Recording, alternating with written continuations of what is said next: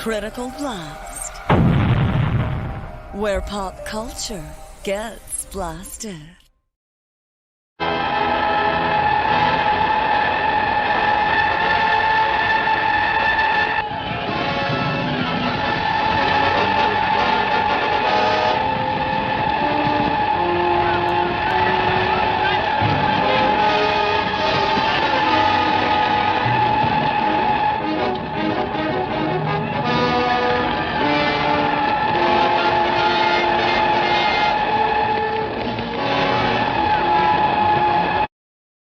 And good evening, everybody. I am RJ Carter, Senior Managing Editor here at CriticalBlast.com. And we're doing something a little bit different tonight, in case that lead-in video did make it clear. If you've been paying attention to the channel for any length of time at all, yeah, we talk a lot about comic books. We talk a lot about graphic novels. We sometimes will talk about movies. And every once in a while, you may have noticed that we get the ufologists on, and we start talking about weird things have been going on. Now, this week was supposed to be something very, very interesting happening in the Senate. This was where we were supposed to get our disclosure. It was supposed to happen in June. This was the last week of June. I don't know what we got. And we may not know at the end of this episode. I'm not sure.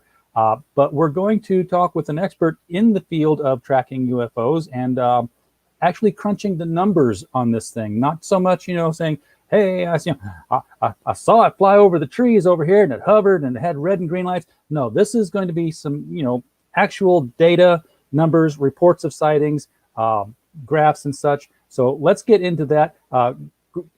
Grifferson in the chat, I'm going to mispronounce that name. I've not seen it spelled like that before. So you're new, but thank you for showing up. You're watching on our simulcast on Twitch.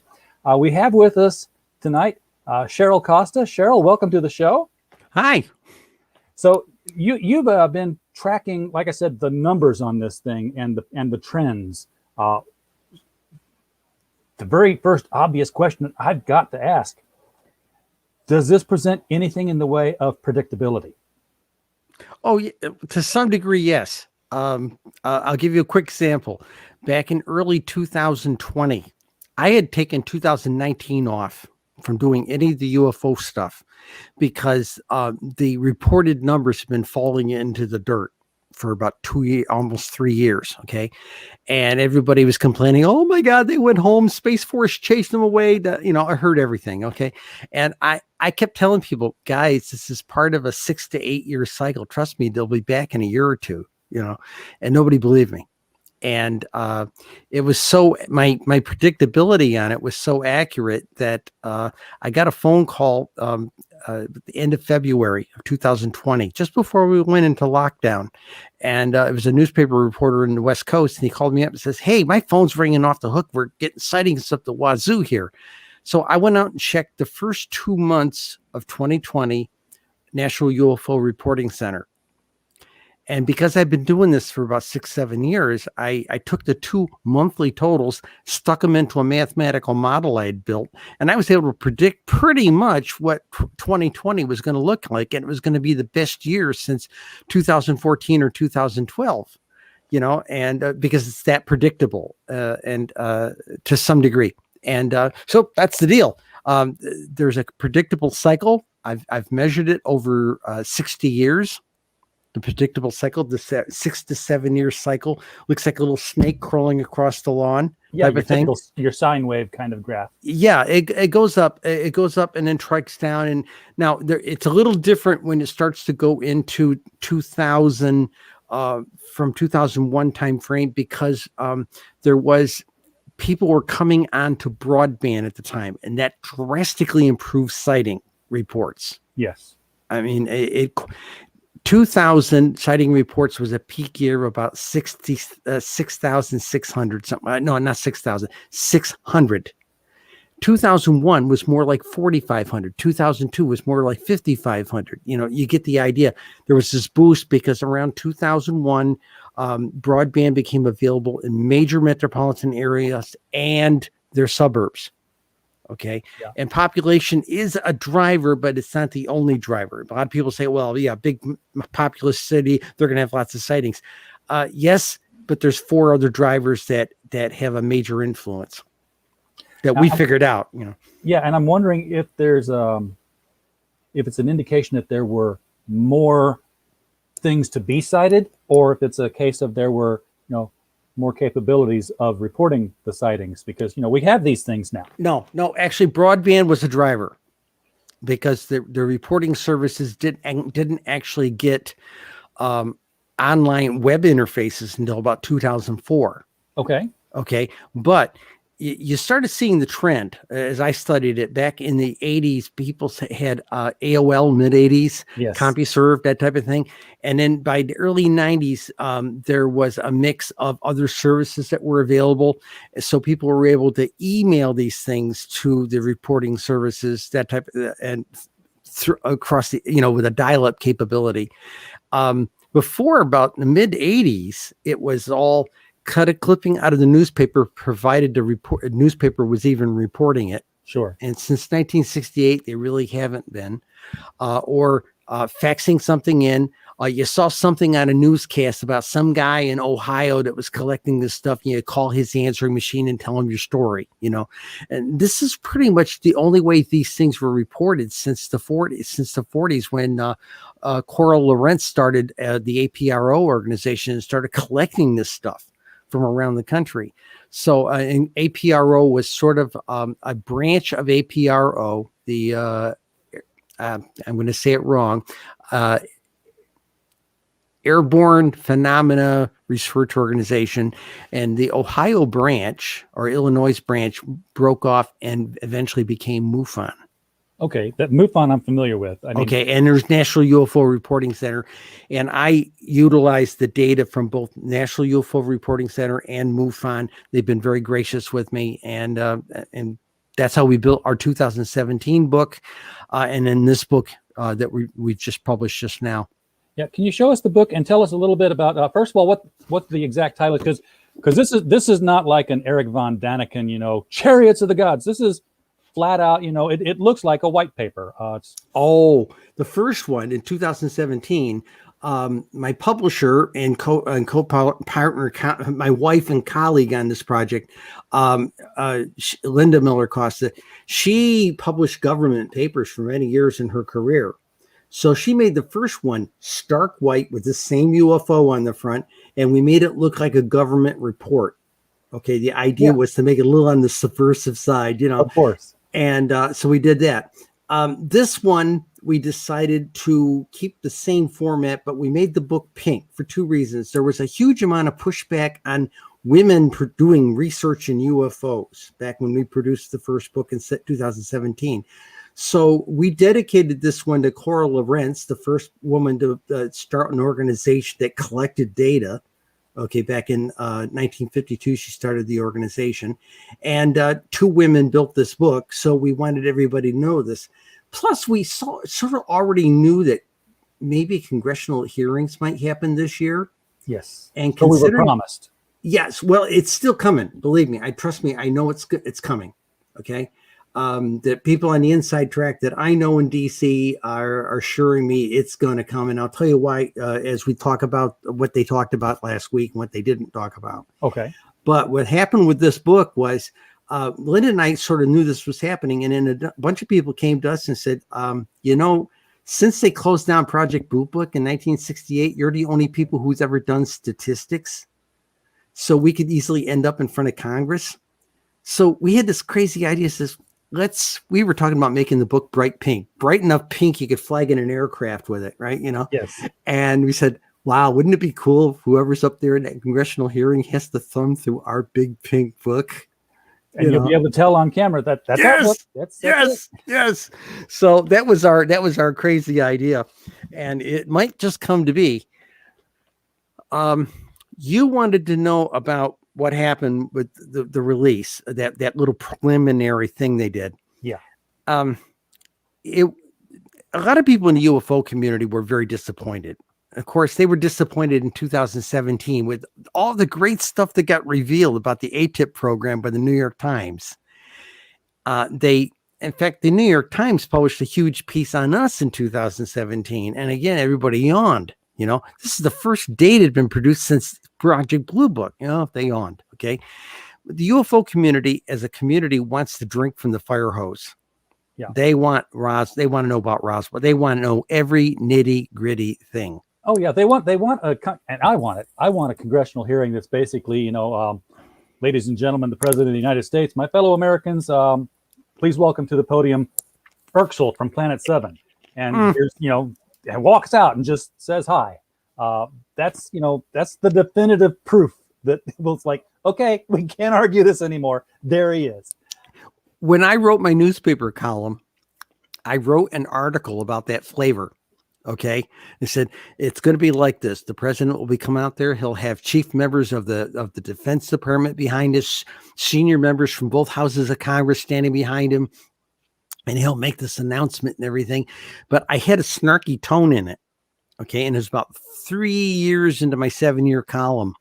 And that's the only story my editors would not publish. Oh.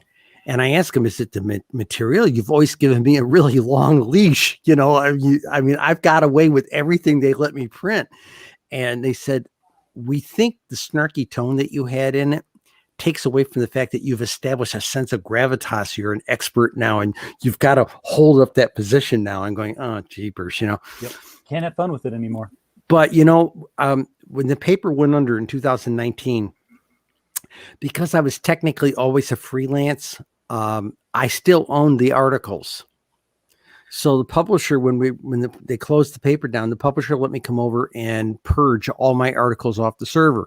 Okay. So I had the final versions, and we published a book. It's out there on Amazon in the same area. If you look up Cheryl Costa on Amazon in the book section, you'll see a book called The UFO Beat, and it's all 237 published articles that I wrote. It's the kind of thing you can curl up in a book, in a chair with a cup of tea and read, versus the statistics book, which is a lot drier. And read all my articles. And I covered everything. I did sightings. I did a little bit of statistics. I did a little bit of politics. I did disclosure politics. I interviewed experiencers, a lot of fun stuff. And the article they never published, I put in that book. Okay. And it's coming out to be just about the way I predicted it, because I said, once they make this disclosure, once we really have disclosure, the aliens are going to be the media darlings. They're going to be on Good Morning America. They're going to be, you name it, they're going to be on these things. Sure. They're probably going to drag guys like Whitley Strieber and the guy from Fire in the Sky. You know what I'm talking about. And they're going to drag these people in to have reconciliatory meetings on national television with the aliens. I mean, that's what I was predicting. I even had a script in the article, a script for late night ambulance chasing lawyers saying, with treaties that have been established now with the Off-World Federation, if you've lost a job because you reported a UFO, had cattle mutilations, had your property damaged by flying objects, you can now gain money. Contact our law firm. Have you been anal probed? Yeah, exactly. It was all in there. And like I said, it's funny, but some people who know what that article looked like, friends of mine, they said, oh my God, Cheryl, depending upon how this is shaking out, this is beginning to look like this now. I mean, heck, think about it. The marketing people, if they really confirm, if the guys say, yeah, we've been talking with aliens for years. And actually, the other question that people are asking me, why now? Why has this suddenly become a precedent?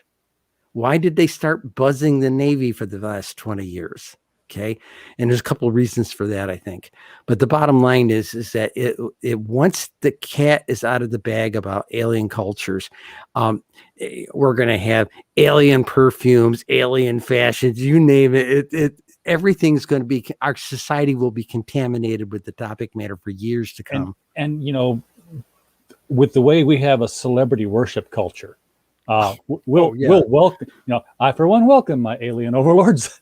But as a novelist, I took a similar tone to what you're talking about your beat article. I was working on a story. I never finished this when it gave way to the novels that were actually publishable.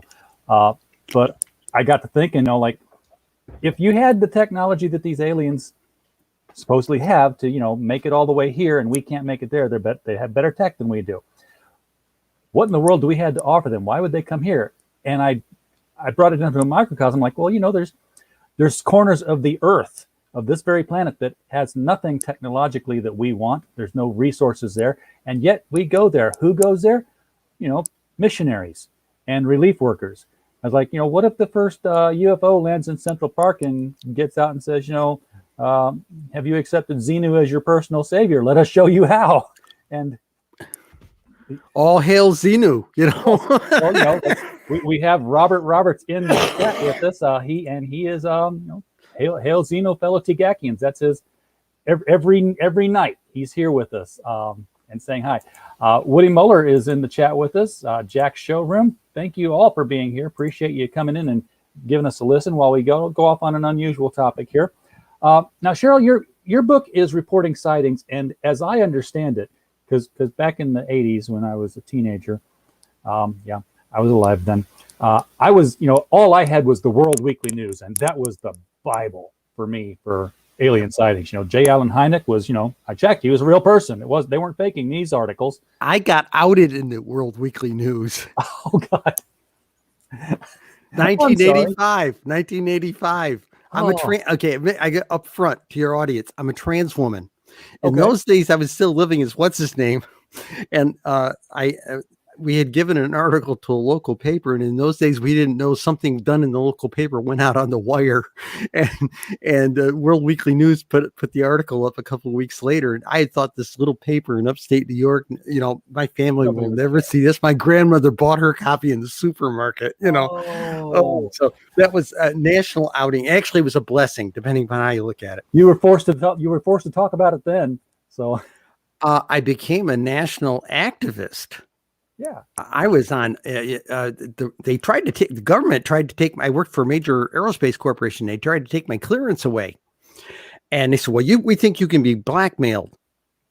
And I said, "What if I can fix that?" And they said, "Oh, you can't fix it, but we'll be back in 3 weeks, and that's when we'll turn off your clearance." I came back 3 weeks later. I threw a VHS tape on the desk, and I said, "I'm the blonde on Phil Donahue. I'm the redhead on Gary Collins' Hour magazine." And the government guy's jaw drops down like this, he says, "You came out on national television?" Yeah, I can't be blackmailed anymore. You can't be blackmailed about what's public knowledge. I had a good friend when I worked in the Air Force. I was not enlisted, but I was contractor. This man was enlisted, and he came out to me, says, "Hey, you're my friend. And I have to tell you this." And I'm like, "Why are you telling me this? I'm married, and I'm not, He's like, no, I'm not coming out like that. I was like, "You're my friend, and you're the only person I can talk to because you're the only one who can't be compelled by court martial to say this." But he was he was going through the same thing, and it wasn't until after he got out of the service that he went through with transitioning.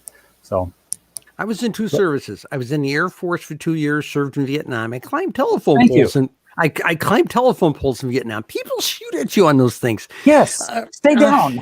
Yeah, and that and the bucket truck too. Oh my God, it was terrible. And then I was out for 2 years, and then I joined the Navy because they offered me a really good program in a very, very rich technical field. It put me through school for 2 years, and I was in nuclear submarines, and I did all that Tom Clancy stuff, gathering intelligence on those other guys, type of thing, and that kind of gave me some of the skills that we've used to develop this book. But let's take a point on these numbers. With all this stuff that's been coming out lately, especially when they did that report, that mediocre report, preliminary report they gave the other day, it says they had 140 sightings over the last 20 years. Yeah, guys, I got 167,632, and a lot of people lately have been saying to me, "Well, we don't hear about UFOs anymore. There can't be that many of them, right?" And I said, "Yeah, I live in New York State, and we're number 5 in the country." Your book is just North America too. Just North America. 167,000 here. Just United States for the last 20 years, and California's number 1. Let's see, I got it right here in front of me. California's number 1, Florida's number 2, Texas is number 3. And this has been solid now for about 8 years, something like that. Now, the next 7 or 8 slots in the top 10 play musical chairs, every year, except for Arizona. They have been consistently for the last 10 years, number 7. Who knows? But Washington State's like currently number 4, New York is number 5, Pennsylvania is number 6, Arizona is number 7, Ohio's number 8, Michigan's number 9, Illinois is number 10. You're from Arkansas, right? Yes, Arkansas ranks. Yeah, Arkansas ranks number 35 of 50 with 1,468 sightings over the last 20 years. Yeah, they're not interested in us. They're flying over on the way to Nevada. Amazingly, yeah. Well, Nevada's got their own issues there. A lot of them. Actually, Arkansas has some unique qualities. I gave a presentation at the Arkansas UFO conference. Okay. Ozark conference. Yeah. And there's a little bump. We do an hourly chart that shows 75% of the sightings happen between about 5:30 at night and about 11:30 at night, with like 80% of that between 8:30 and 10:30 at night. Okay. And then it falls off real steep, and the rest of the numbers around 5 o'clock in the morning, this like little bump. And then the rest of the numbers are pretty flat through the other 16 hours of the day. But now these are reported sightings. Could that not be the fact that, 80% of the people go to bed at 11 o'clock and the traffic is still there? It's just not being seen to be reported. We know that leisure time is also a driver about that. But, a lot of people prior to us generating that chart assured us that there was tons of sightings during the daytime, and it's really only about 25% of the reported sightings.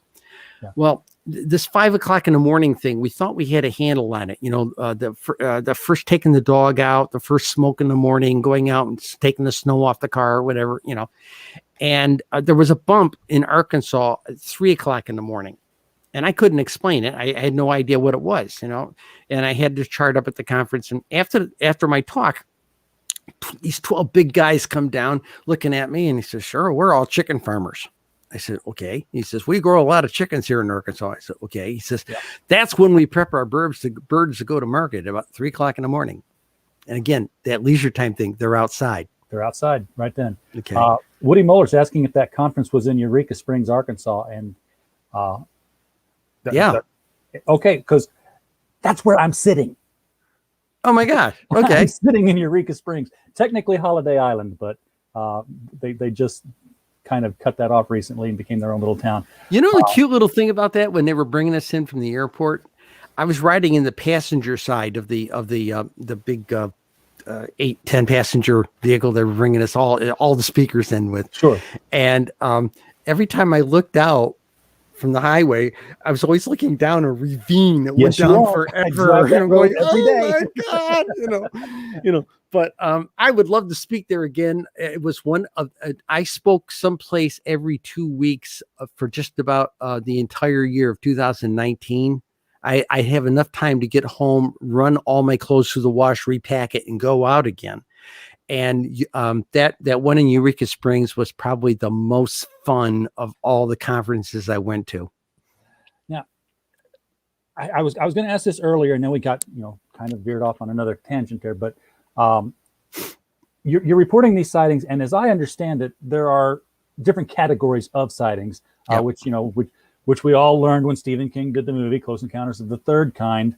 We're like, well, what were the second and the first? And that had to be explained to us. Seeing a UFO go over is what I understand to be the first kind. You've seen an unidentified aerial phenomenon, or a UFO or a UAP or whatever we want to call it this week. Yep. Does your book split those categories, or are you strictly looking at sightings? Okay, I get that a lot from a lot of people. Ask me that would go into what they call the category or quality of the sighting. Okay, and I don't get that because most of the time you're lucky if the people give you enough information to do anything with it. Okay, 3.5% of the people don't fill out the name of this town that they were in. Okay, the National UFO Reporting Center doesn't collect county data.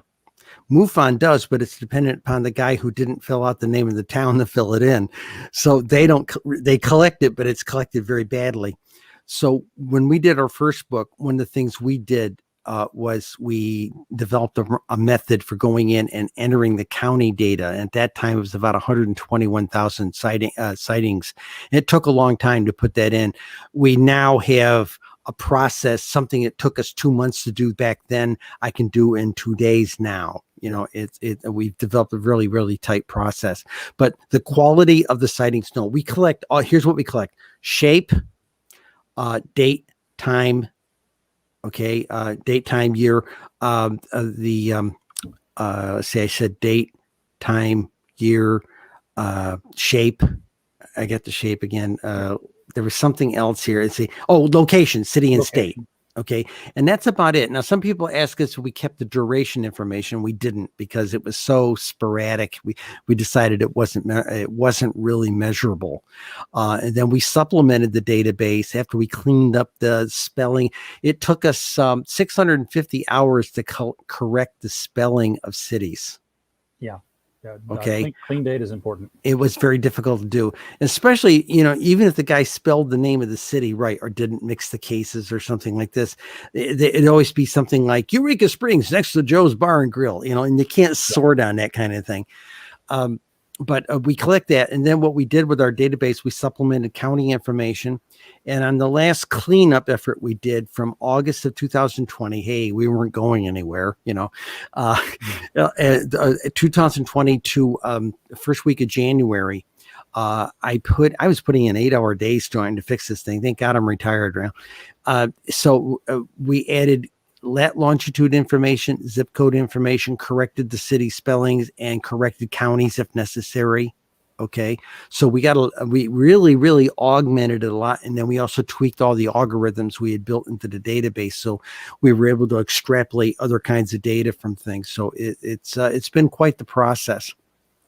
Now, is this, is your book available in electronic form? I mean, No. if people like me, because I'm IT guy at 30 years experience. I do databases, SQL Server, Oracle. I work with data scientists in the financial industry.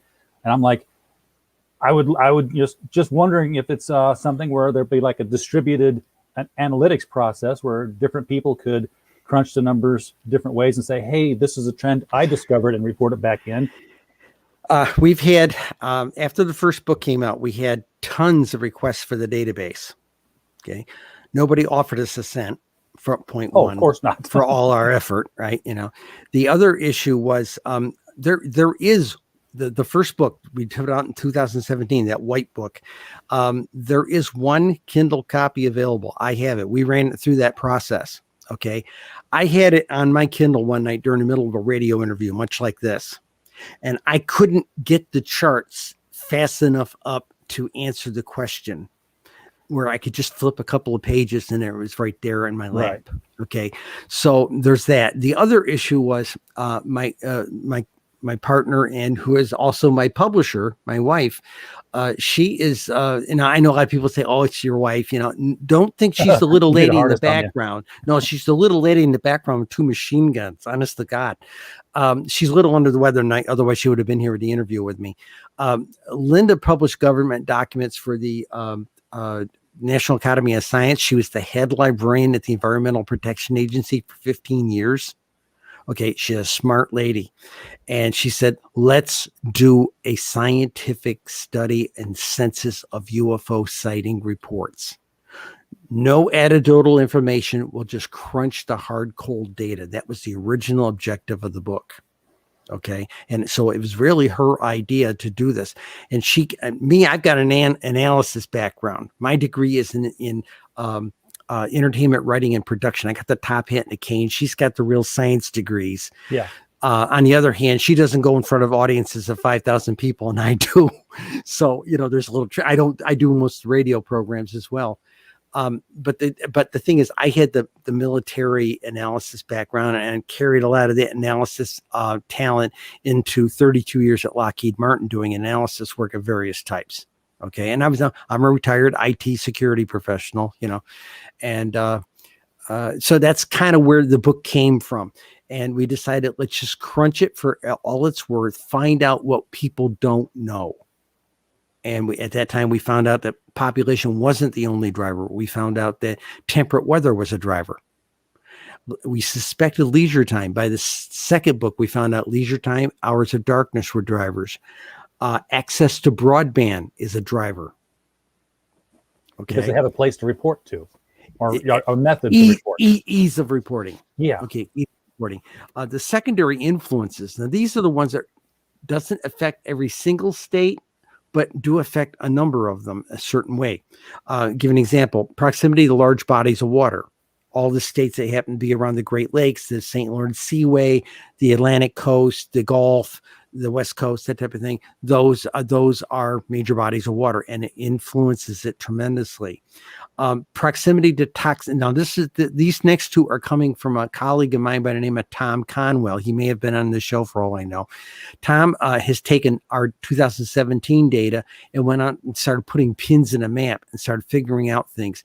And he says that proximity to toxic ecosystems, the ETs seem to be extremely interested in our dead oil fields, dead gas fields, dead strip mines, dead mining towns, polluted lakes, brown fields, polluted rivers, that type of thing.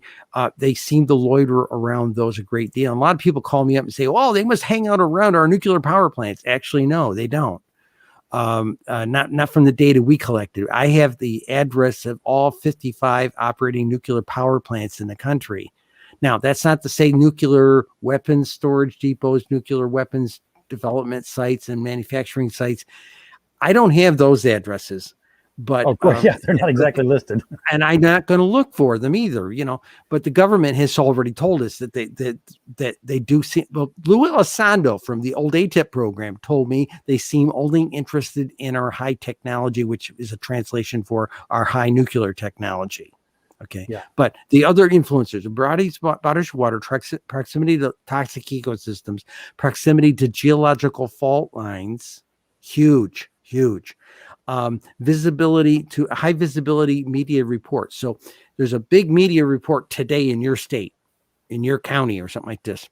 For the next week or two, there will be a whole bunch of reports at UFO, MUFON, or National UFO Reporting Center, not necessarily about the report that you had today or yesterday or something like that, but when people see the report in the local paper, well, maybe I should tell them about mine 2 months ago.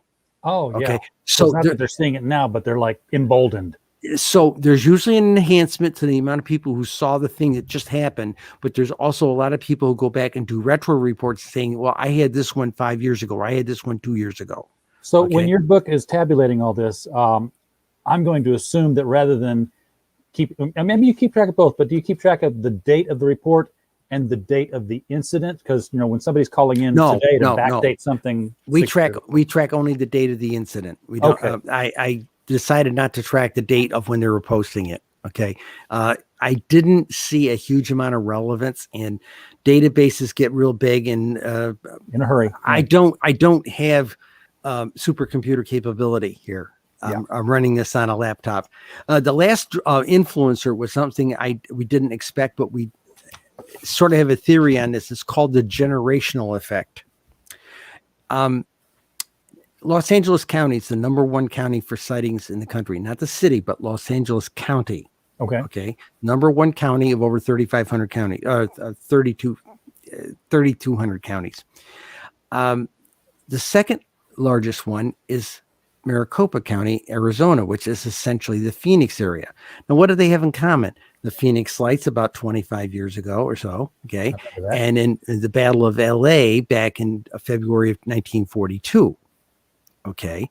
And for also thing, keep in mind, people out in Los Angeles County have had strange glowing objects flying up and down the valleys of those canyons around that area since the 1880s. There are newspaper articles about this sort of thing happening out there. So it's not a new topic. Okay.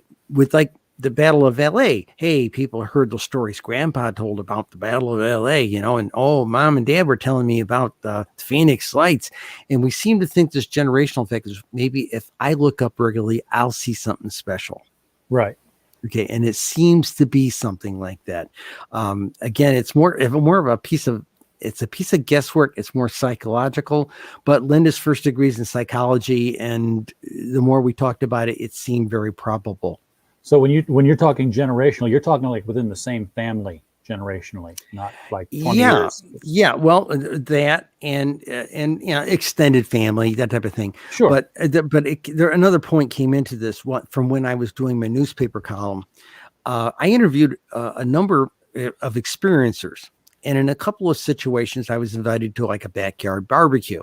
Well, normally you wouldn't go to something like that because you don't know who these people are. But I would go over there with a security guard, make sure it wasn't a lynch mob or something, you know. And I get there and we find out it's really a family reunion. And next thing you know, I got a burger and a beer in my hand and we're fine. Okay, so let the guy go.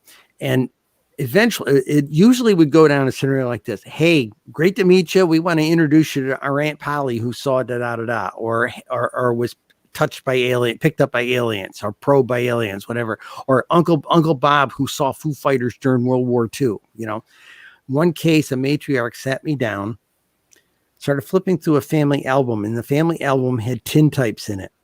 Oh, Okay. wow. And she says, she started pointing out the relatives who had been touched. This family had been tracking this stuff for 4, maybe 5 generations.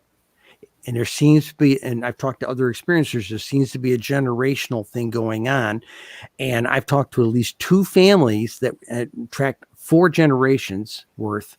And perhaps one of the 2 went back as much as 5 generations. And I've heard other people at conferences in private experiencer meetings talk about how it seems to go back over a number of generations. And then there are people who are just not touched. And it seems like ET is monitoring certain families. Now think about that from a monitoring over generations. If they've got time looping capability, which they probably do if they can come here from wherever they do a lot faster than we can get there. Holding space. Yeah, exactly. You know, or flying around time or whatever they do. Then all they have to do is do something a couple of 100 years ago and then just track the descendants over a period of genetic patterns over a number of years and gather a huge amount of data. What scientists wouldn't like to be able to gather data like that, you know? Yeah. And, you know, when you hear that, that a family is being tracked in a certain way. Now, this is a situation where I'm thinking that it's not so much that, you know, hey, Grandpa saw a light in the sky. I saw a light in the sky and it was a triangle shape. But this is more like, you know, hey, something physical happened with me that I can't explain. That would indicate to me that maybe, you know, there's like something in that genetic line that is definitely being pursued or watched. Yes. See how something evolves, maybe something or tweaked, Yeah. maybe. One of the things that seems to be tweaked. This is nothing definitive, but from what I've heard, talking to people, I've talked to experiencers that have come to American conventions from all over the world. And one of the things that seems to be a common trait in these families is psychic ability, clairvoyance, that type of thing. An openness to a bigger, and more elastic reality that gives them these gifts. And that seems to be a very common trait. And so that may have something to do with it. Maybe they're tweaking that in our culture. I don't know that for sure, but people that are close to me who I've talked to about this topic matter, that seems to be a very, very common trait with all of them. And that's me as a journalist researching this. I had a heck of a time getting in to meet these people because give an example at the International UFO Congress down in Arizona. The meeting was like about 7 o'clock in the morning. Now, things at a conference usually start up around 9 o'clock, the plenary events. But this was a meeting about 7 o'clock in the morning to about 8:30 in the morning, kind of like a little AA meeting for experiencers. And I was on press credentials, and they said press was not welcome. Okay, fine. Finally, the second or third year I was there, I went to the psychologist who was acting like a moderator for the thing.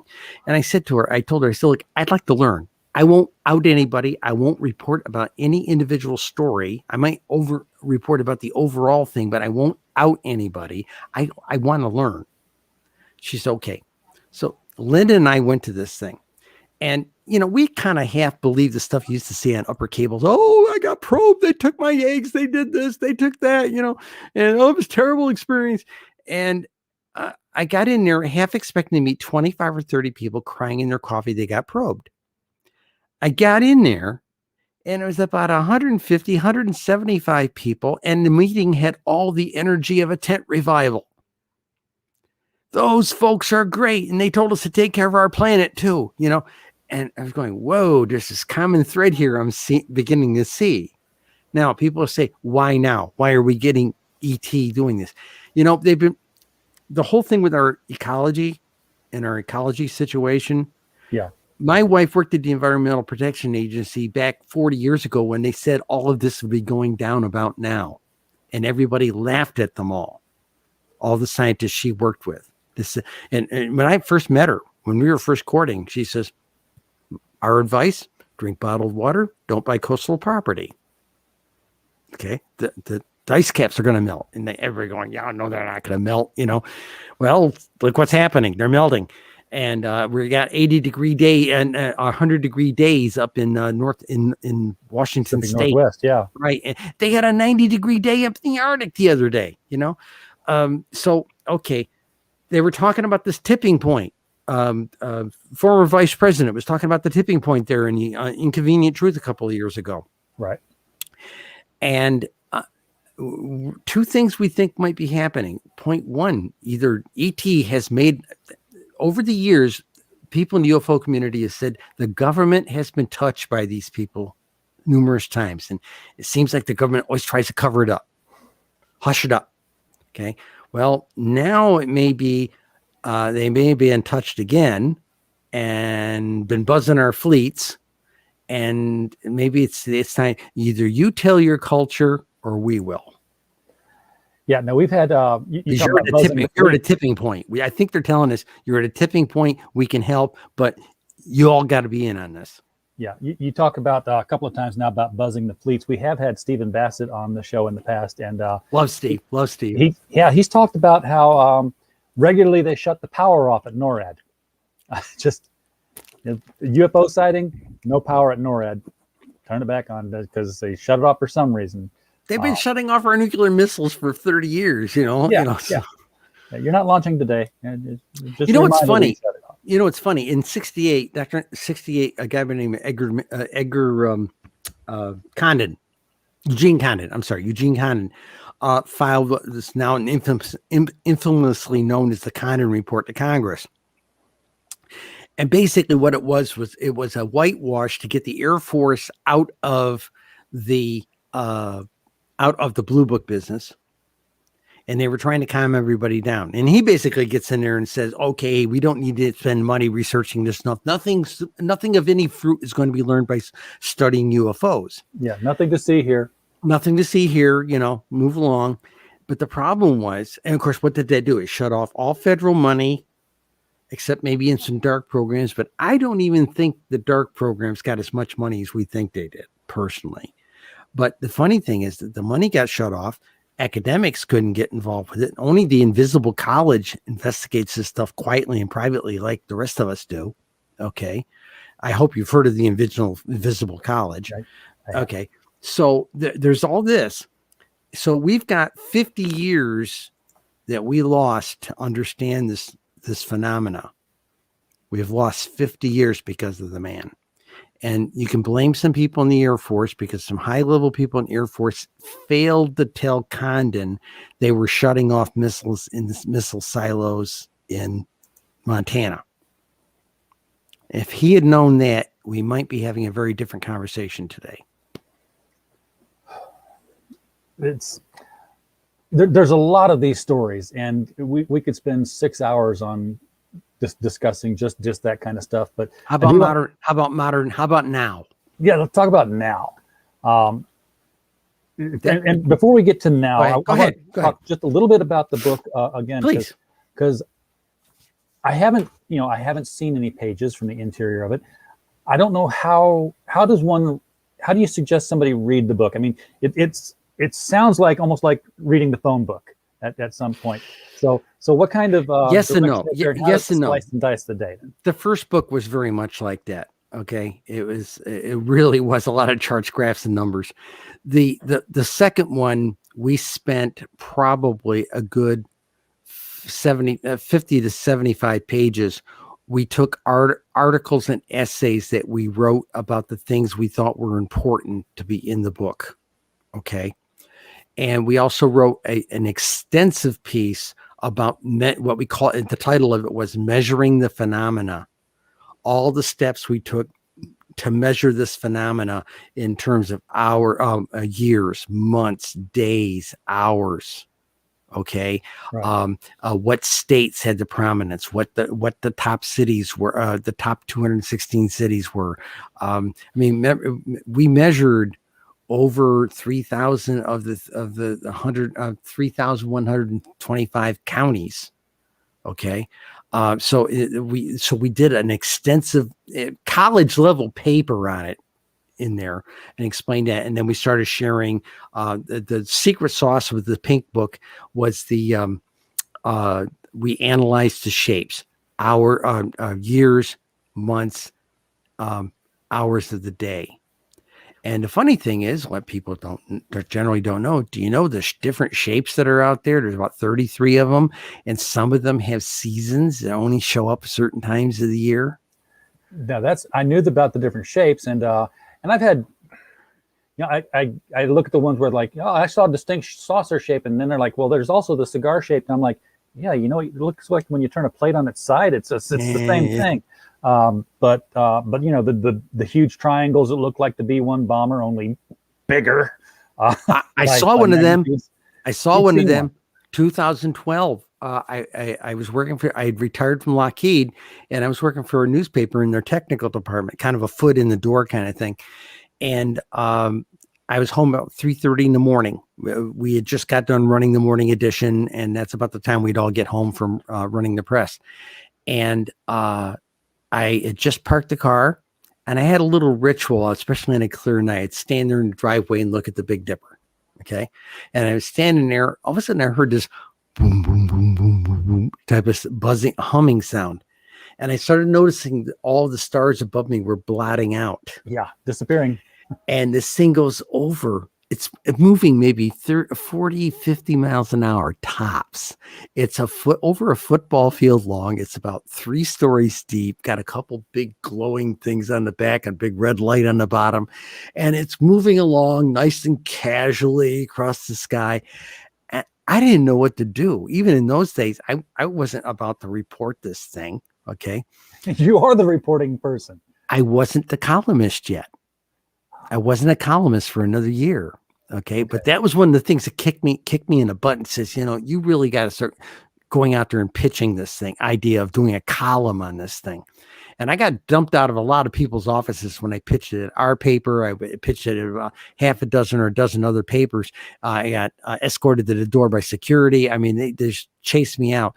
And this weekly paper, Larry Dietrich was the editor-in-chief. We sat down, he had coffee. Before he even looked at my 5 pitch pagers, we talked about it. And apparently we were about the same age. We had read a lot of the same books, guys like Frank Edwards back in the 60s and 70s. And we said, he was sympathetic. He said, we'll try you out for a month. And I said, okay, and I gave him the 4 or 5 articles. And about a month later, called me up, get over here. We need to talk. I thought, oh, that's it. It's over with. I get over, I'm a little bit late to the meeting. I come into the meeting, bad parking problem. I come into the meeting. He's talking to the other columnists in this big conference table, and he stops, points at me and says, there's our rock star. I said, what are you talking about? He says, you've been here 4 weeks and you've got more page views than all the columnists combined on the online edition. Who said it didn't sell? Yeah. And it just got better from there. 6 months later, the digital editor, who was my boss at the paper, called me up and said, oh, hey, guess what? You now got a national audience because they can measure this stuff at the server. And then they came back to me at the Christmas party. The publisher and the editors get up there and say, Cheryl's now pulling an international audience, on a little dinky weekly paper in upstate New York, So, but would you believe when the paper went under, I could not find another editor who would pick me up? They want to sell papers, but they wouldn't pick me up. Did you ever get corroboration on your sighting? Woody's in the chat and he's talking about what you saw. Yes, I did. Other people saw the same one the same night. One other person. Syracuse is on a lot of hills, kind of like Rome. Yeah. And about 6 months later, when I was writing the column, I was crawling through the National UFO Reporting Center looking for something to kind of make a story out of. And here was a report the same night. I went back to my diary, and there it was, about 3:35 in the morning. And a nurse was coming off of shift over at Cross Hospital.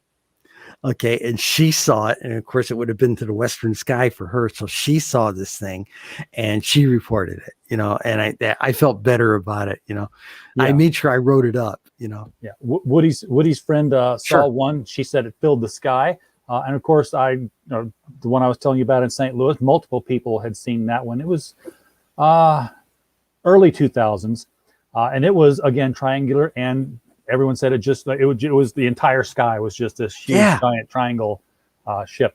We had one here in Herkimer, New York, which is about 2 hours to the east of us, very rural area, and near the thruway. And there was a farm up there in the I want to say in the late 80s. Kid was in high school, a senior in high school, and he had taken a snowmobile across the north 60 acres type of thing, go over to a friend's house to work on a homework assignment. And when he was driving back, it was one of those nights, clear sky, gazillion stars in the sky kind of thing. And he was coming back, and he was just coming back on the snowmobile. And all of a sudden he heard the thing started acting up and sputtering, and then it quit.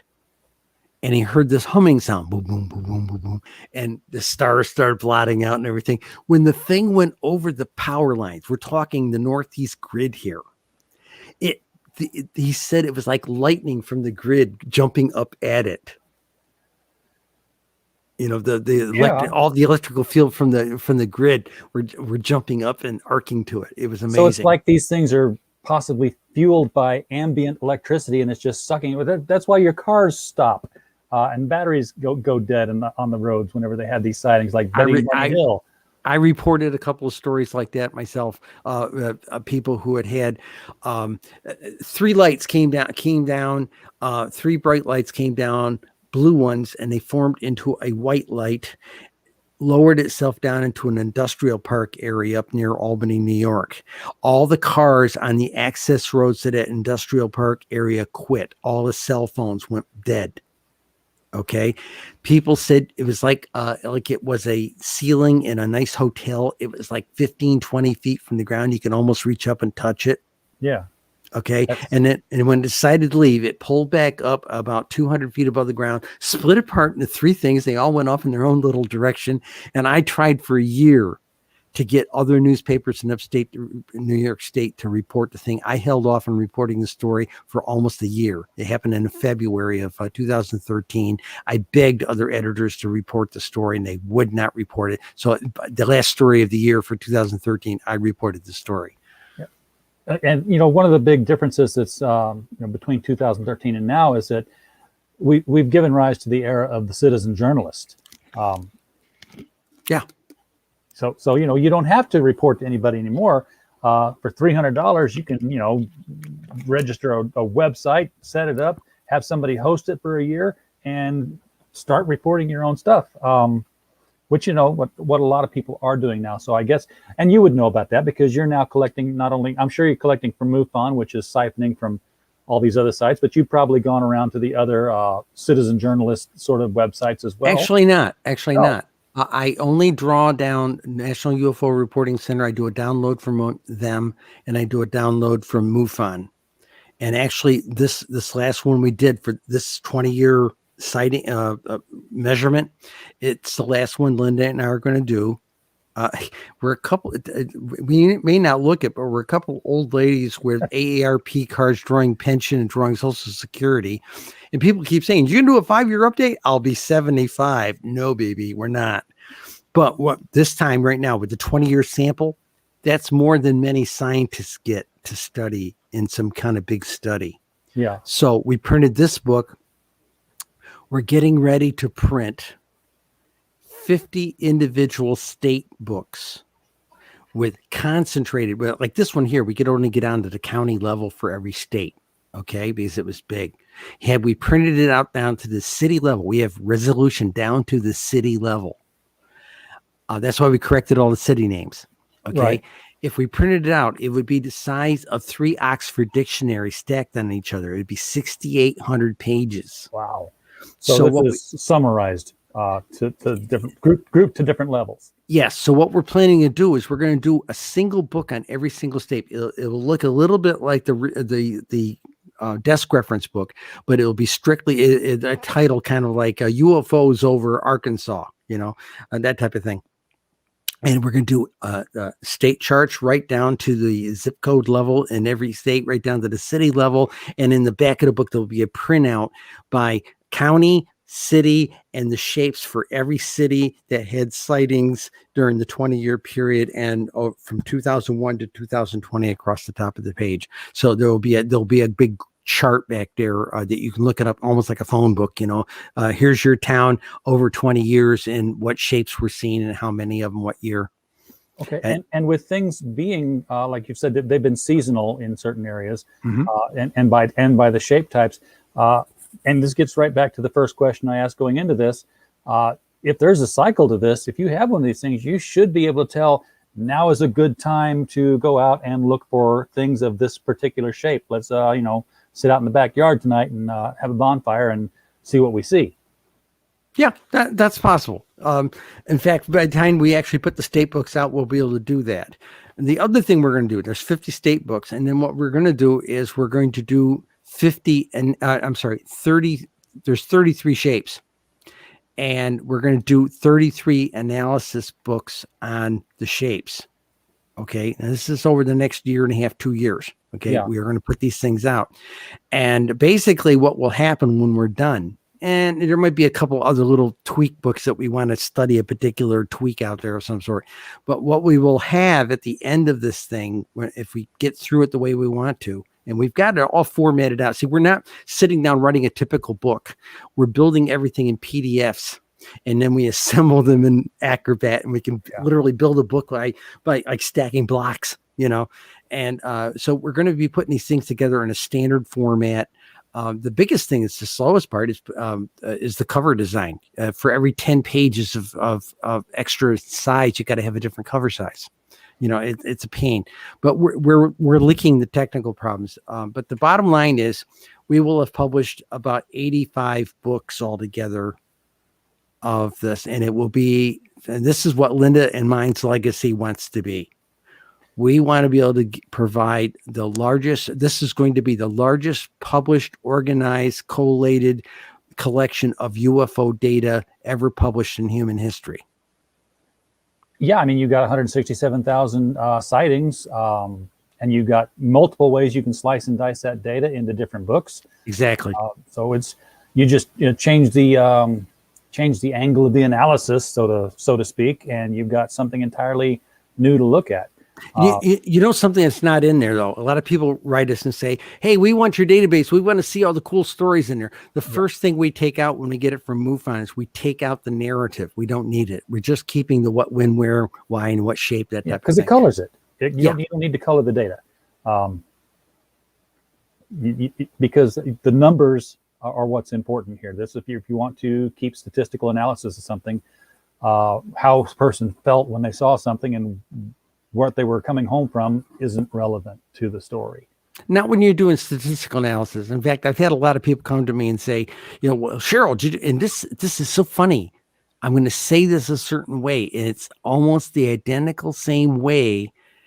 All of these people, I'm talking about a dozen people, about a month before we released the book, numerous people knew I was working on it. Heck, the manager at Staples knew I was working on it because I was coming in there with a thumb drive every other day, dumping off a chapter or a table, a whole bunch of tables or something like this. When I got done doing it, Linda took a week's worth of vacation. Of course, we had the 2 weekends on either side. And I just started putting stuff in front of her, and she would say, we're keeping this, we're not keeping that. We're going to put this first. We're going to put this second. She was the publisher. She said, this is how it's going to be presented. But people came to me and said, well, you did take out all the, quote, kooks, nuts, crackpots, and delusionals in that order. Yeah, we heard it. It's like it was programmed into our culture. It's a talking which the point. CIA did, Yeah. kooks, nuts, crackpots, and delusionals. And I said, that sort of sounds like the Amadeus movie. Oh, Mr. Mozart, would you take a few notes out of your concert, And so what we do is we do a statistical study. And I say, well, I asked people, I said, how many should I take out statistically? Now, Linda and I were comfortable taking out 5%. But, everybody, no, it's got to be a smaller number than that. So finally one night I got sick of it and I said, tell you what, I'm going to take 70% right off the top. I want to keep 30%. Wow. And it's based on Dr. Villay said 80% was noise. MUFON investigators would tell you about 30%, about 30 to 40% is noise. 30% is what most of them will tell you. And Linda and I had a completely different criteria for evaluating what ones to keep. And it came down to Lou Elizondo saying non-aerodynamic shapes, really exotic stuff, squares, circles, triangles, this kind of thing. So basically it came out to about 68. So 30% for an evaluation number was a good one. Well, what happens is, and I got to give you the dates, and your listeners, you might get a pencil and paper because you're going to want to write this down. Okay. And I'm ready. Okay, here it is. All right. So we start out with our 163,000 number, 167,632 number, right? So we're going to take 30% off the top. So we times that number by 0.3. Right. Okay. And that gives us a number of about 50,290. Okay. Now you divide that number by 20 years. That gives us about an average of about 2,515 sightings a year. Okay. Take that 2,515 divide it by 12 months, you get 210. Well, 210 means we had 210, and we're assuming this 30% are the exotics. Okay, we're assuming that these are the real exotics. Okay, 210 sightings for 240 months. That's 20 years worth of months. Okay. Yeah. Okay. 210 every month for 240 months. Now, if all 50 states were equal, they are not. But if all 50 states were equal, this is the chalk talk, and you divide the 210 by 50, you get basically a number of 4 and change. Okay. Decimal points. And what does that 4 mean? Every single state, if they were equal for the past 20 years, has had 4 exotic events a month for the past 20 years, or basically one a week. Yeah. Okay. Now we've also built a proportional table based on the states that have more sightings versus less sightings, that type of thing. We've got a separate table and we put that in the book. But we use this for a chalk talk to rattle audiences, because we say, if we take that 70% off the top, we still have a pretty scary number of how many might really be exotic. Now, I had a couple of people write me, it's only 1% we should count. I said, look, if you're worried about, you're trying to keep yourself comfortable by assuming only 1% are real, get a nightlight, because, you shouldn't even be worrying about this thing. Yeah. Now, tracking for 20 years, one of the years in this list is 2020. Mm-hmm. What impact did the pandemic have on sightings? I would guess down, because people weren't out, but I don't know. No. Okay. Remember we said leisure time was a driver? Yes. Okay. Just before we went into the lockdown, a couple of us got talking about this on a radio program one night, and my fans started calling me up, the ones that knew me. Started calling me up and said, hey, we're going into lockdown here for the next couple of months, maybe. This will be the perfect laboratory to measure whether or not leisure time is a driver, Well, by golly, was it a driver. You see the numbers going along for January and February, and then March is like up, and April is like up, huge numbers. But the rest of the year wasn't quite locked down.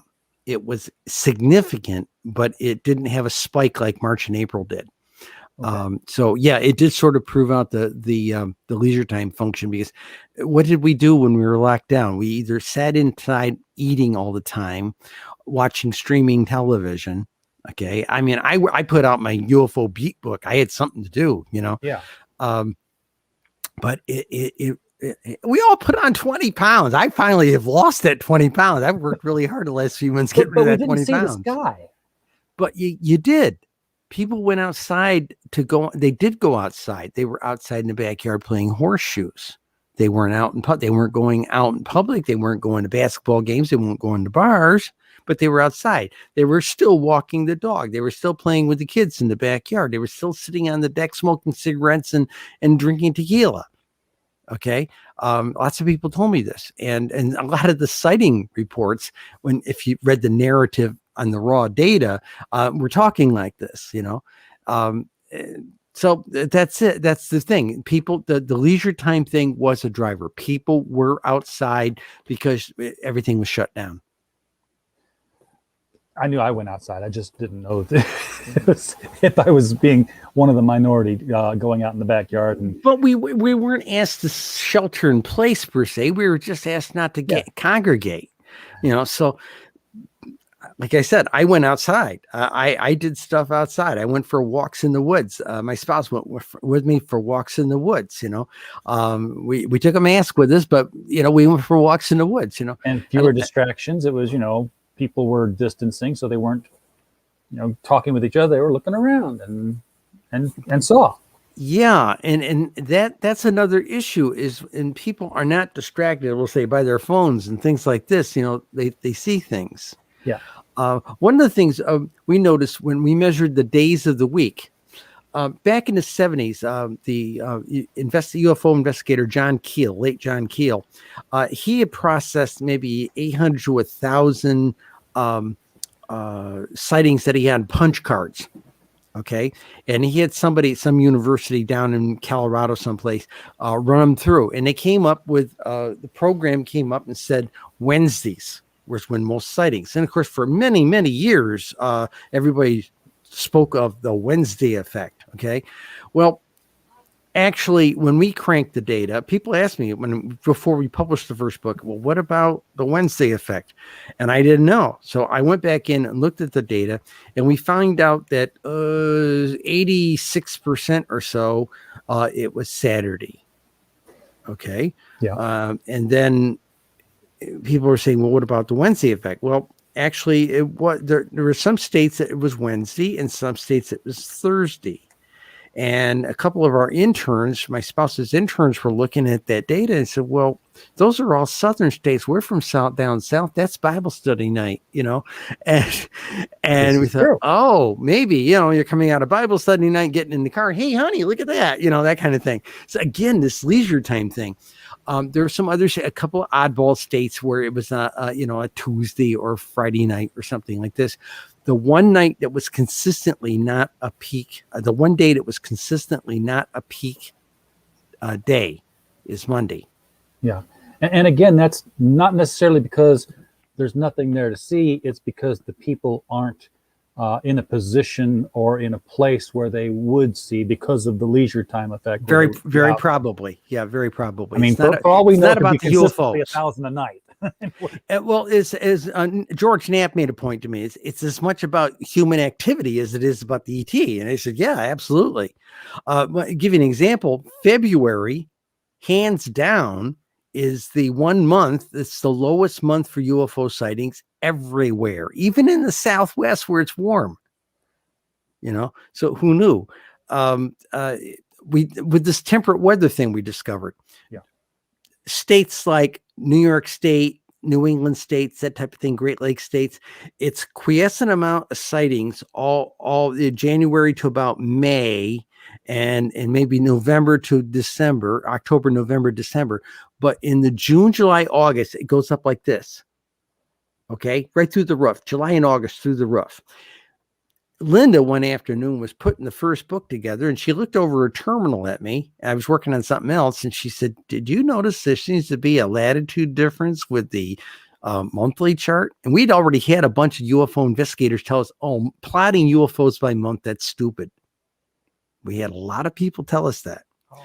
And then we noticed that in the temperate states, take like Virginia and go across the country, you could see it was coming down and the other numbers were sort of rising up.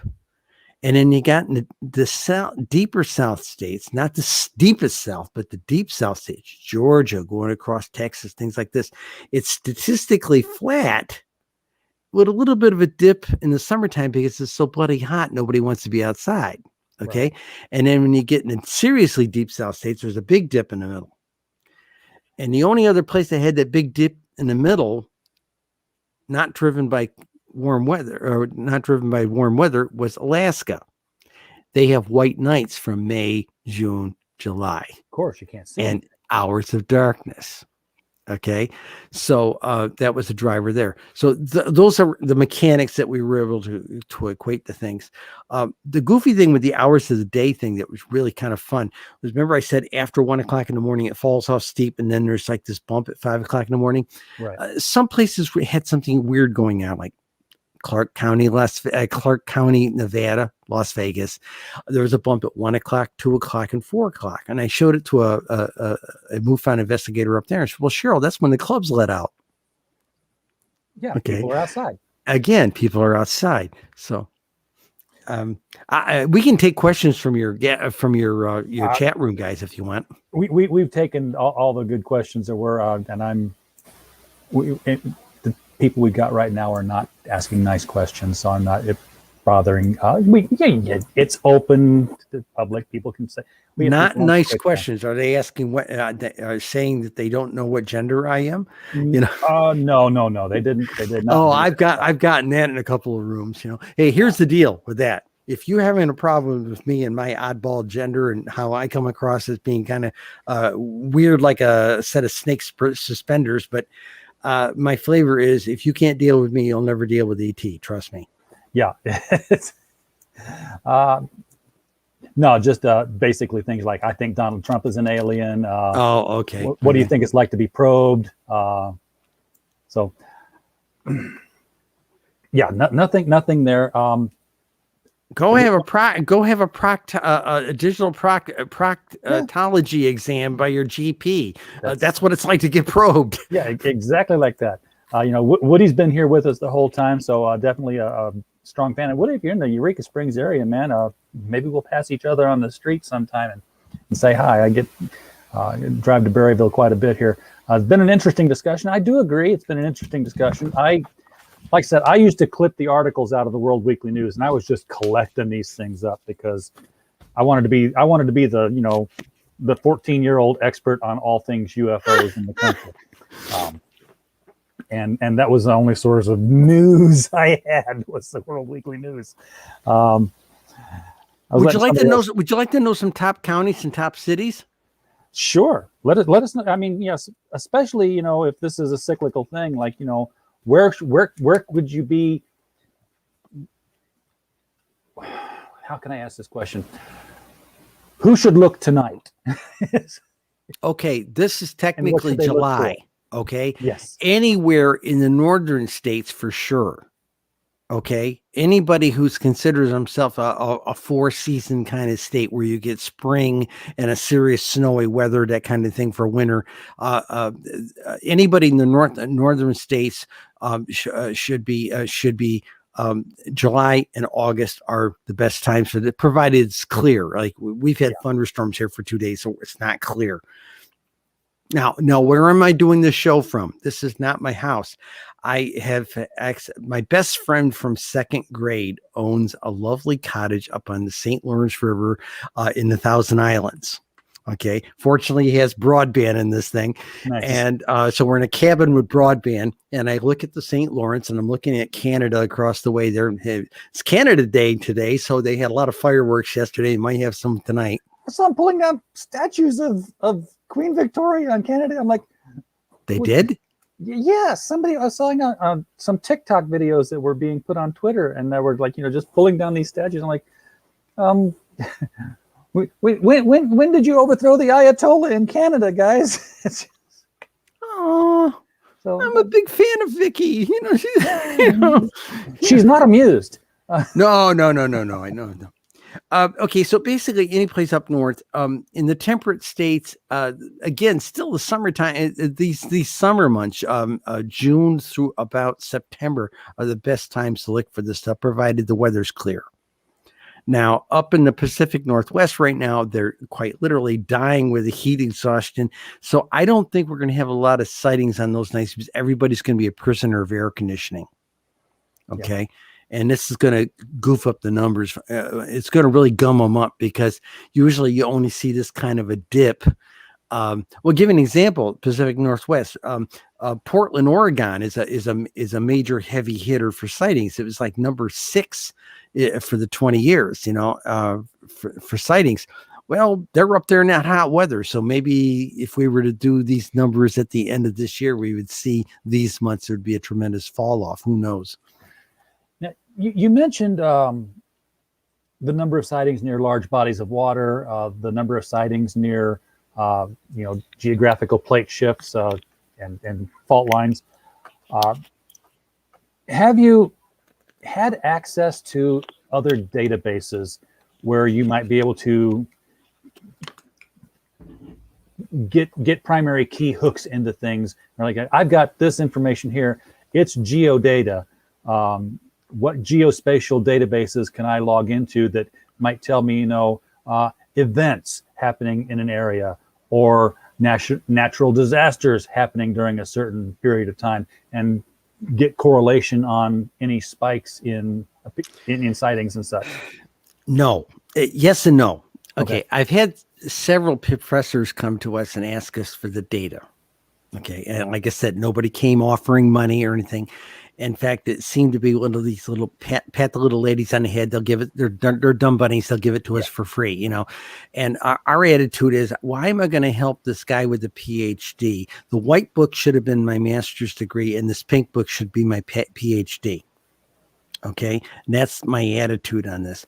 But I had some guys recently come to me and say, hey, we'd like to crank your stuff in a supercomputer and draw in these kinds of databases, thermal charts, fault line stuff, all this kind of stuff. But when I really pressed them, and I mean really pressed them, they were really only interested in the narrative. What's the cool sighting story that went with it? And I said, guys, just go get it from National UFO Reporting Center's website. Just pull it down from there. If you want the bloody stories, I only count the raw data. Yeah. Because raw data paints its own picture. When I see scattergrams from the data scientists that I work with, different ways to slice the data, you can see trends, and that way your vision's not colored by the story that's associated with it. And now I'm also learning that any trends that I would see from the data, I'm only seeing 30% of what you collected because you knocked out all the. No, we didn't take anything out. All the data was published. Okay. Oh, so all the data is published. No, okay. I want to make that point here. All the data is published. We take nothing out of our symphony of UFO data. Okay. But but for chalk talk purposes, when people say, "Hey, have you taken out the kooks, nuts, and crackpots?"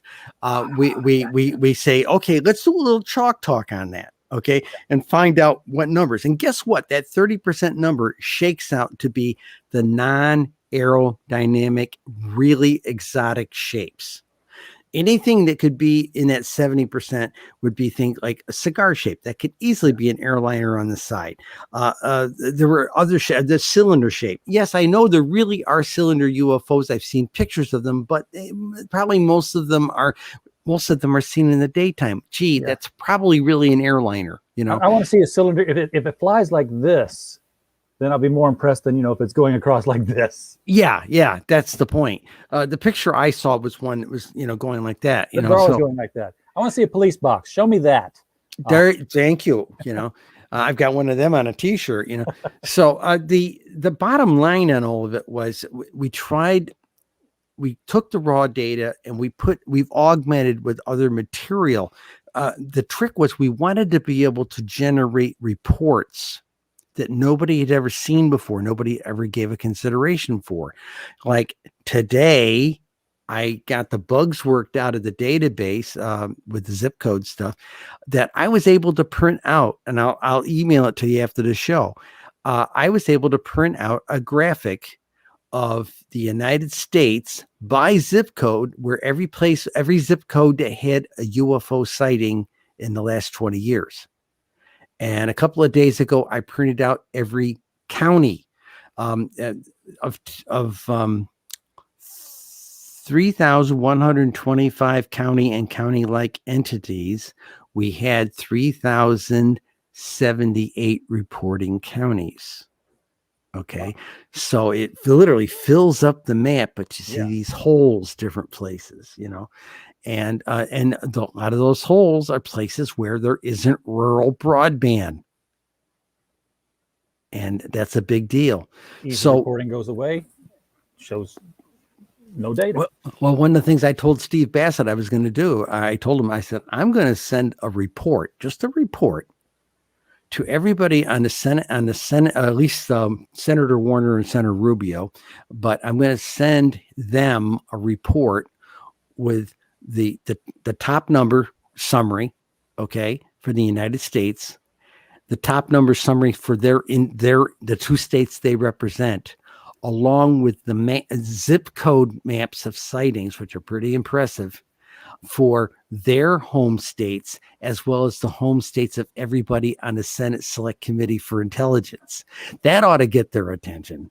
Yes. Yeah. Let them see what now, they're who else can do that? Who else can do that? When you're sitting out here doing individual case studies, I go 9 rounds with people. I had a lot of people push back at me. Oh, Cheryl, you and Linda aren't field investigators. You don't understand, and there was a lot of this beat on the chest stuff, And we said, look, we're 2 old ladies. We don't do cow patties. We don't do ticks. We don't do barbed wire. And we don't tramp around in Mrs.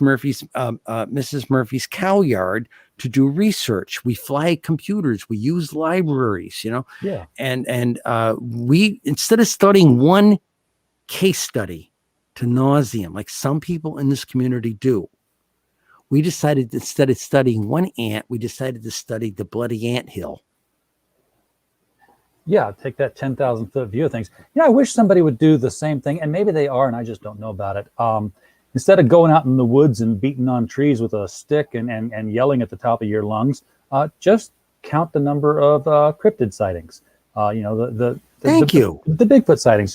So we can see, so not so much that, well, I was fishing out here and then I got this strange smell, and but no, just like dot on a map, date, time, location, geo coordinates, and just watch it and animate it. You could animate your data, because you show data flowing. Data over time is a huge thing that the data scientists look at. So you could have, like, you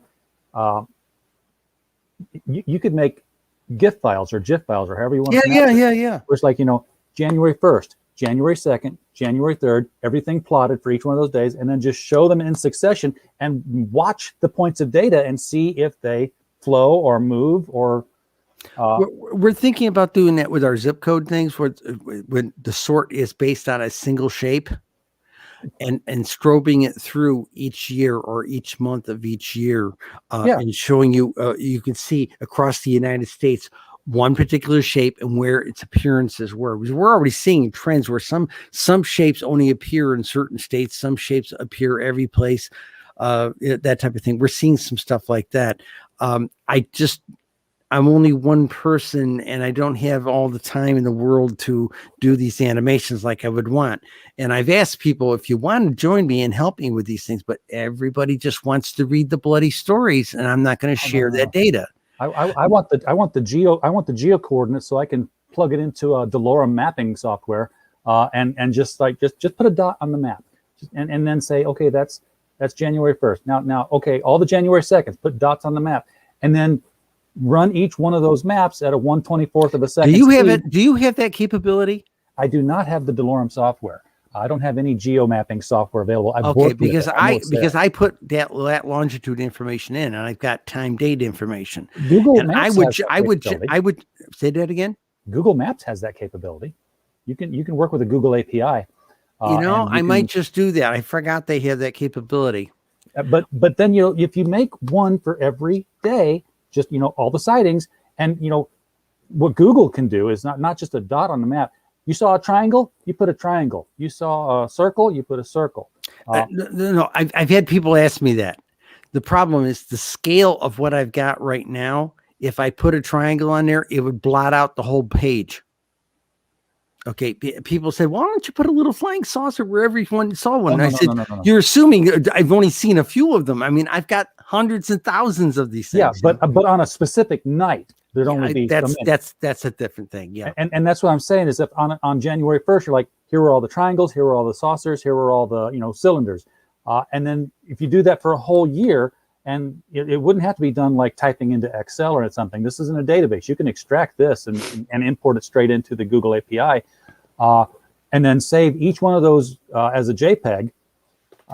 You could then throw it into something like Movie Maker of all things, and give each slide a duration of 1/24 of a second. So you got animation. I've got Adobe Premiere. I could build. There it you go. Yeah. Okay. Yeah. You could watch the data over time flow. You could say, hey, look, here's the triangles, and by golly, they're a flock, and they go like this over the days, or maybe they just make a random pattern, but it would be another visual analysis. It may be another way to do it. Perhaps I'll find some kid who really knows how to do all that. I know at least 2 kids in the area. When I say kids, guys in their early 20s who are into animation. They're kids.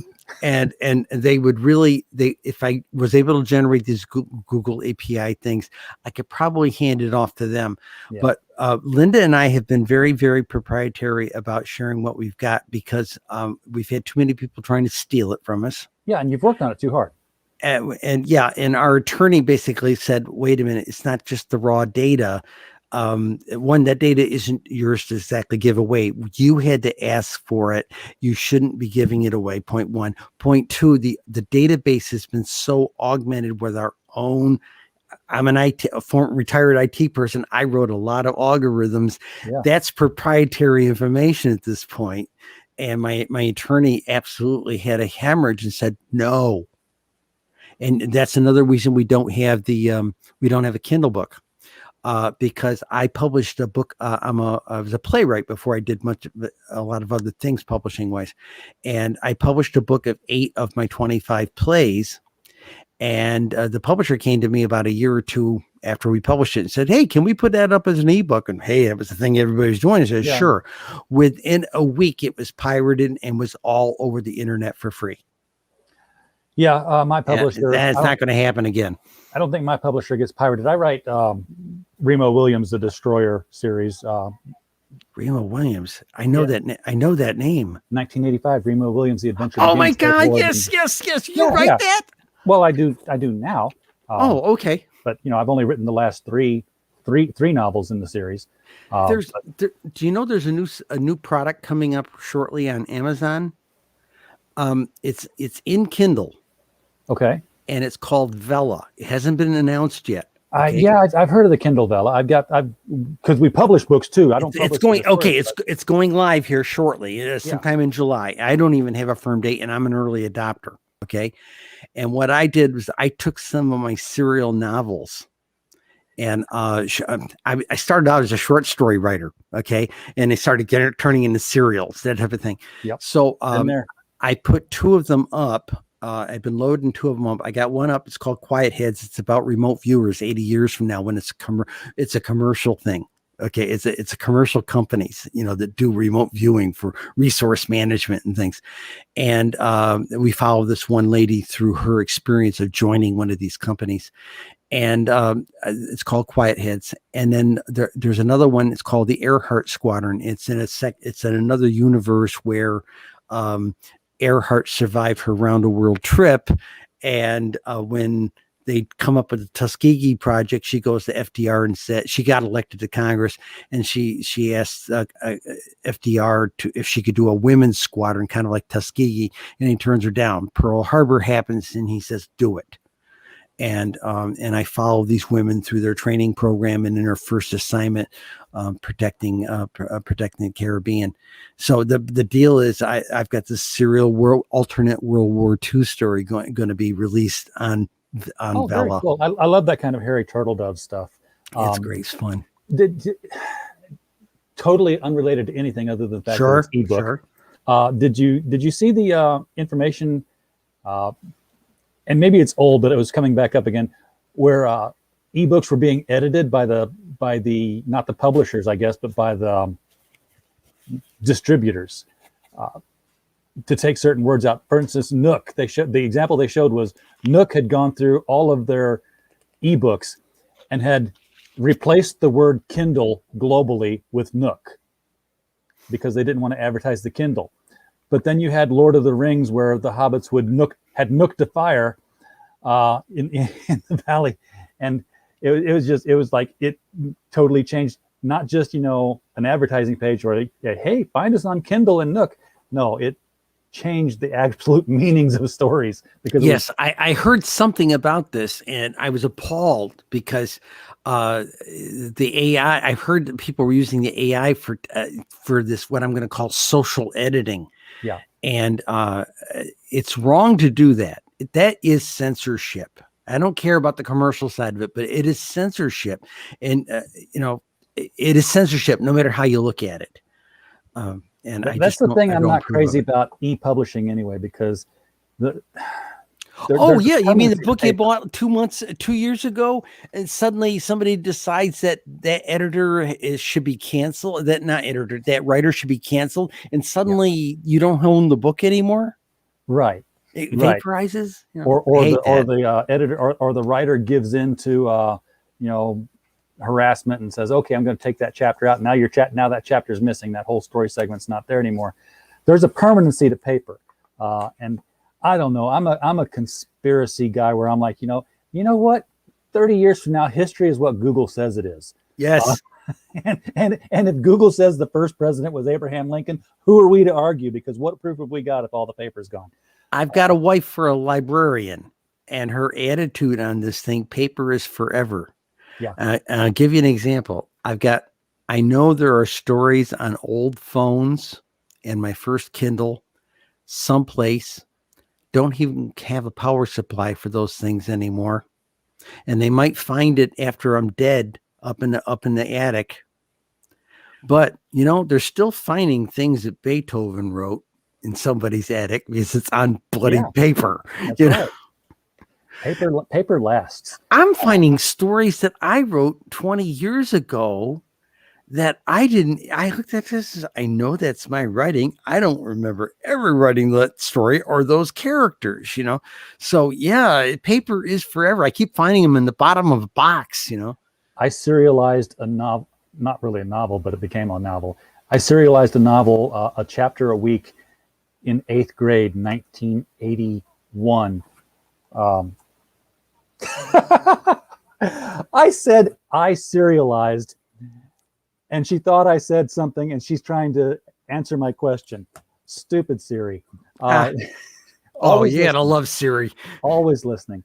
But yeah, our principal was also our 8th grade teacher. He said, "You're turning in a paper a week. I don't care what it's on, but everybody has to turn a paper in every week." And I'd always been, I wrote my first play in 1st grade. So I'm like, oh, I'm going to write stories. I'm not going to copy the encyclopedia like everyone else. That's too much work. So I just started doing these chapters of a guy in World War II who unearths a vampire in the Black Forest when a bomb attack happens. And, gosh, he feels real bad about having been I was a kid, about all the things he did as a vampire. So why not join the U.S. forces and do some good with his life?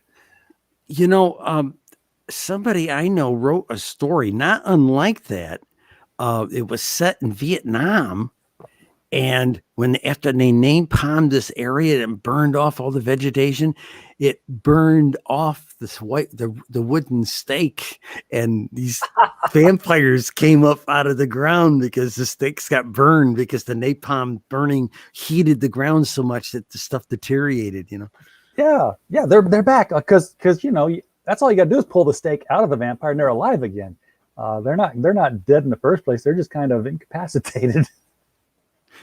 But, wow, we've gone way around the bend. Oh yeah, I know, and that's the problem for me. This has been for me an exercise and Linda will tell you it's been an interesting exercise watching me focus on this and keeping it in reality, because the fiction writer of me would, in fact, when I wrote the newspaper column, I had to be so bloody careful to keep it to the facts. Well, something we did with the articles, my editor and I agreed early on, well, it's who, what, when, where, why. Okay, well, if we knew why and I could prove it, I should be getting a Nobel Prize and a Pulitzer. Okay, who is complicated because MUFON and Newfork don't publish that information in their reports. Okay, and even if they did, as people began coming to me and sharing reports, my editor and I agreed we didn't want to out anybody because of the stigma. Okay, so we had what, when, and where. Okay, so what we agreed was I'm not a true journalist by pure journalist standards. I have a degree in entertainment writing. Okay. So my journalism always had, I might say, Ted and Susie were laying on the hood of his 68 Mustang watching the stars. It wasn't a 68 Mustang. It wasn't Ted and Susie, but they were, the people who wrote that report were laying on the hood of his car watching the stars, and everything about the sighting was exactly as they said it was. Right. Okay. So I always punched up the story, as they say. But the deal was my boss and I agreed that it was entertainment writing and it wasn't, what are we going to call it? It's not, it is historical fiction in a sense. Okay. But always there's always a basis of truth to it. You've got to draw the reader in to get the data to them sometimes, especially when you're talking about the mass market, not a scientific community. So yeah. But I'm a data nerd, so that's why when I see that you've got tables of data, I'm like, ooh, I'm excited about that. I would love to slice and dice that. The T-shirt I was given 2 days ago, bright pink. You can flag in an aircraft with it, just like this book. Okay, and it says UFO statistics guru. I was so flattered when they gave me the T-shirt. Very cool. We have gone 90 minutes, which is 30 minutes more than we usually do for a nightly interview, which is a good sign that the conversation has been going in wonderful and fun directions. That being said, I should probably try to wrap this up so I don't keep you forever. Is there anything about the book or about the data that we have not covered that you generally do cover, or you've been wanting to cover and nobody's asked the right question yet, particularly me? Well, I did go over the drivers and the influencers. Yes. Okay. And I did point out we are going to do while there's a good analysis of each state, it's more the bare facts about how many they had, the top cities, top counties, that type of thing. The new books that we'll be coming out with probably in fall. I'll start turning a few out every month. We're going to start doing the state books. And they're going to, again, it's going to be named something like UFOs in Arkansas skies or something like that. Yeah. And we're going to be a little less scientific front boring cover. We're going to have a little cartoon UFO on it or something like that. Every state's going to be a little different. And we're going to produce this series of books. And what we're hoping to do is if this disclosure thing doesn't go as well as we would like it to do, because they're still really nervous. What are the odds? Okay. Well, there's a couple reasons. There's a battle going on right now over at the Pentagon. Yeah. Okay. By the people who want to let it all out. And there's this one crowd of middle-level management people who do not want to let it all out. In fact, Lou Elizondo told me about the fact that he could never get anything up to Secretary Mattis from his office because this middle-level management people didn't want to deal with it, because they did not want to deal. And I'm not trying to offend anybody's spirituality or faith here, but there's a crowd of people who do not want to deal with the demon of the air. Okay. The prince of the air, the prince of the sky. And there's that mindset. And it is this idea of somebody's faith influencing the duties of their responsibilities, like say in a military hierarchical organization. And that's wrong. It's broken. That has broken the chain of command of reporting. And as a 2 service veteran, that's a big deal. You have to be able to let the general or the president or whoever know what's going on. And military's always been very good about reporting it from the private all the way up, to as they say, the buck stops here kind of thing. And it's being stopped. And the truth has to come out. And for a long time, people said, oh, well, they won't reveal it to us because it will destroy oil. COVID destroyed oil. Yeah. I watched that go for negative $45 a barrel, for God's sakes. It destroyed air. It destroyed everything. So now we don't have to worry about it. We've already seen it broken. There's no reason. All the things we were worried about breaking by hearing about real aliens, we've already been through it with COVID. All right.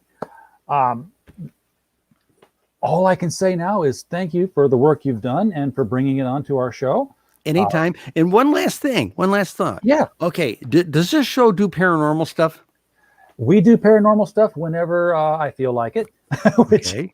Well, sometime in the future, keep me in mind. I won't talk about UFOs, but I'm a really good person to talk to about paranormal stuff because I see the UFO stuff, abduction stuff, ghost hunting stuff, all this stuff. I lived 7 years in a Buddhist monastery. I'm really plugged into the esoteric stuff.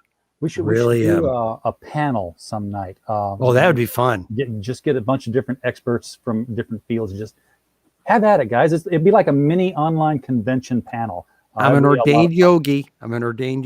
Perfect. We're there. As I said, thanks for coming on. Woody's in the chat. He's going to look for your books. Woody, I want to, first of all, let you know that the link to the book that we just saw tonight, and I'm not going to memorize the title because it is a white paper title. I don't UFO sightings desk reference, United States of America, 2001 to 2020. See, that's like trying to remember what the exact title of the Chicago phone book is. The audience, be aware. There's 2 books up there on Amazon under my name. One is the 2001 to 2015. That's the white book. And then there's the pink book, 2001 to 2020. That's the one you want. Okay, so get them both. But some people are doing that, But the link to the pink book is below in the description under the video. If you're wanting to get it, I encourage you to use that link because guess what? That is a Critical Blast referral link, and we get a little bit of we get a nickel or two. And it kind of helps pay for the StreamYard software we pay for every month. And if you don't get that book and you want to get the other book, use that link anyway, and then you say, okay, I'm going to get the UFO Beat book. We'll still get the referral fee for sending you to Amazon in the first place. So. And that's the only time I, shill for money because I hate doing it. Oh. Unless I'm selling a book, I'm like, yeah, I wrote this book. And you should buy it because just kind of like what we're doing tonight. You wrote this book and people should buy it because if you're interested in the UFO and the data around it, dig in because this is where it's going to be. This has been a blast tonight. Thank you very much for having me. You stole my line. Yeah, your Critical Blast. Yes, I'm sorry. But yeah, please, anytime you want me back, I'd be happy to come back and do this. And particularly, we can go right down the rabbit hole with all the woo-woo and the paranormal stuff. I'd love talking about that. You know how to reach us too. So if you've got something that comes up and you want to make sure that people are aware of it, give us a ring. We'll set it up. Folks in the chat, thank you so much for being here tonight. We don't have a show without you. And as always, and every